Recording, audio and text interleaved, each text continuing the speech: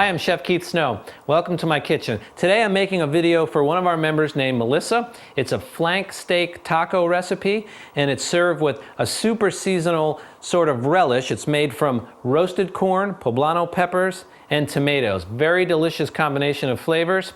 Let's get right into the dish. And before I start, this way of serving tacos, this is a lot more traditional to real Mexican tacos. We're using corn tortillas that are going to be lightly fried, so they're nice and soft and you can pick them up and eat them. It's not the hard kind of crunchy tacos that we're used to with ground beef. That's not really a Mexican thing. This is a little more authentic. So let's get started with the dish. First thing to note is in here is some very nice flank steak. If you couldn't find flank steak, you could also use London broil. Now what we're going to do is create a marinade, and this marinade is special because of several things, but lime juice. So add the juice of 2 limes, and what that does is impart a very great citrusy flavor. It also helps to marinate and break down the fibers of the meat. Also, we're going to take some fresh cilantro and add a little fresh cilantro right into the marinade itself.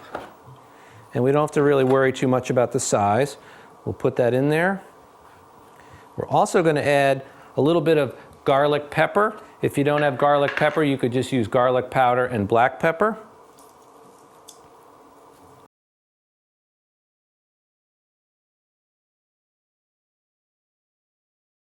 And you'll notice that I'm marinating this steak inside of a reusable stainless steel bowl.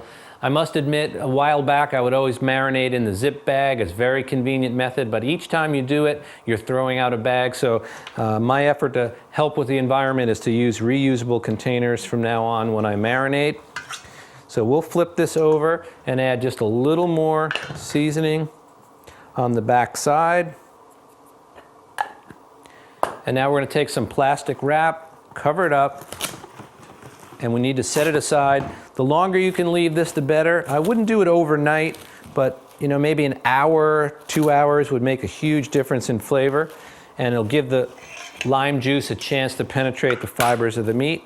So we just kind of put a cover on it and set it aside, and I'll show you how to cook it in a few minutes. Okay, our steak has marinated long enough, so now it's time to grill it. I've got a very, very heavy grill pan. It's French, comes with my LeConte range here. It's cast iron. It's going to do a great job in giving beautiful grill marks to our beef here. So we will take this entire piece and lay it on the grill pan. Now that our flank steak is on the grill, it's probably going to cook 8 to 10 minutes on each side until medium rare, and then it'll be ready for our flank steak tacos. Okay, our steak has had enough time to cook. Let me grab it from the grill.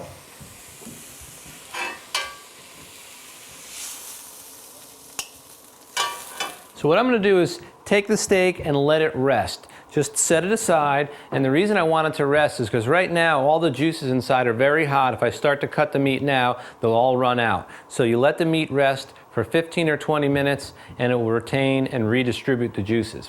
Now on to making our beautiful roasted corn relish. The first thing that we need to do is to remove the corn kernels from the husk, and that can be a little difficult because if I were just to cut these on here, they're going to want to fly all over the floor. So a little trick is to put them inside of a sheet pan and put the cutting board in there, and they should stay within the perimeter here. So what you want to do is take your knife and you want to just cut down to remove this gorgeous roasted corn. And when you try this dish, you'll notice that the corn has a nice charred flavor. It gets much sweeter than it was before. It's really a unique way to use all of the beautiful corn that's in season right now.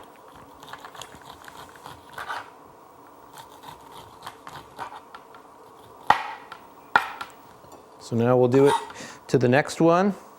And when you're doing this, try to use a sawing motion. You don't want to just force it down. And you just want to kind of get right next to the cob. You don't want to get too far into it. And you'll see when you put your knife that they'll come right off very easily. And the smell is really unbelievable. These have just a great toasted smell. Wonderful. And as you can see, my little trick here is containing the kernels. And believe me, I've done it the other way and learn the hard way when they all fly all over the kitchen. So now that these are safely in this little area, what we need to do now is take our ingredients back to the stove, and I'll show you how to start cooking this relish. Okay, now we're going to start making our roasted corn relish. I've got a skillet here, and what I'm going to do is use some oil that I've previously cooked some corn tortillas. The corn will impart an extra corn flavor in the oil that will be able to come right into this dish. So we'll put a little bit, say 3 tablespoons of that oil in our skillet. Now we're going to take white onion. We're going to use 1/4 cup of white onion.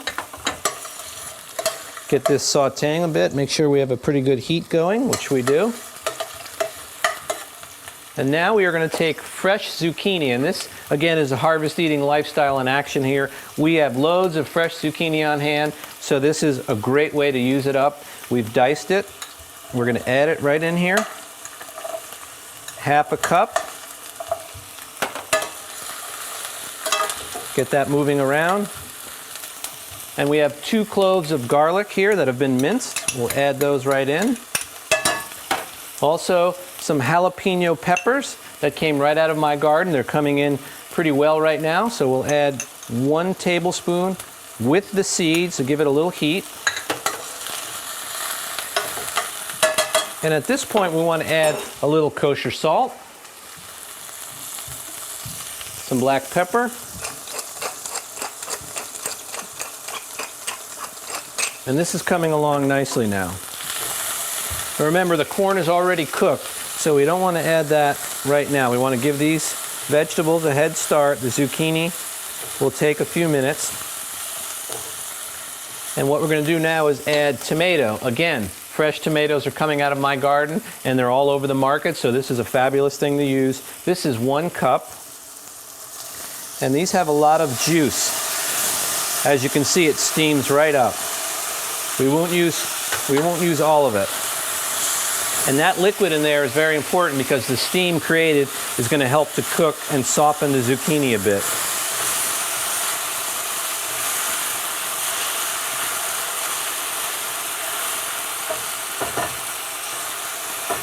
So now at this point, this has started to come together a bit. We're going to add our corn. We'll just slide it right in there.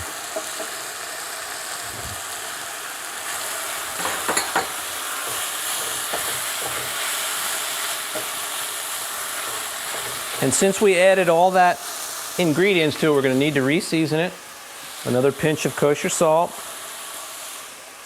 And again, a little more black pepper. This really smells very nice at this point. I could eat it right now.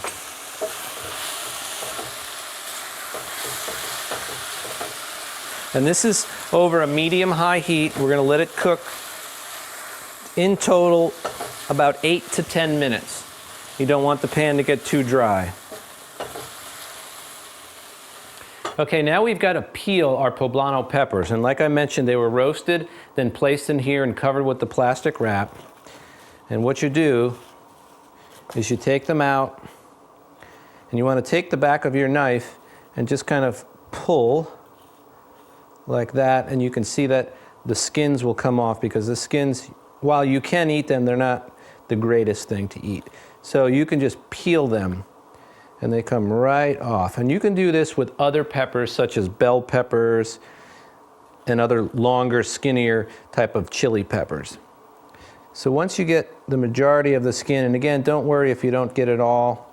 Sometimes it comes out a little easier than others, but you can see what it's doing is exposing the meat of the chili pepper itself, and that's the part that we really want to dig our teeth into. So now we'll take the seeds away, and we'll open this up, and you can see that it is loaded with seeds. So you just take the back of your knife and you scrape them away. And of course, if you planted them, you would have poblano plants. So now we'll clean up a little bit here, and then you just want to slice these into sort of a julienne style. Give them a turn.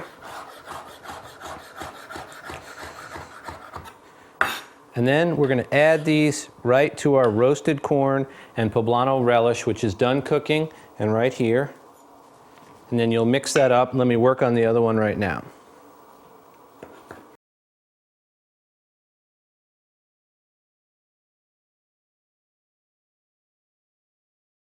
Okay, now our beef has rested long enough, so I'm going to cut it up and we're going to assemble one of these delicious tacos. So we'll put it onto our cutting board here. It smells and looks delicious. We'll set this aside.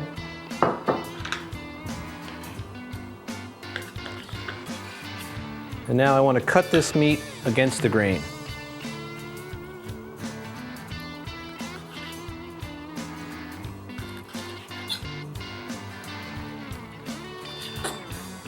And then I'm going to show you how to assemble a few of these delicious tacos.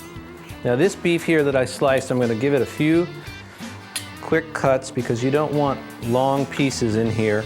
You want little sort of bite-sized chunks. And that's about right. Now what we'll do is take our pre-cooked taco shells and we'll put 2 of them in this bowl. And what we kind of want to do is sit them up like that. So now we'll take some beef and we'll lay that into the bottom. And if you don't like it cooked medium rare, you obviously could cook a little more and you won't hurt my feelings.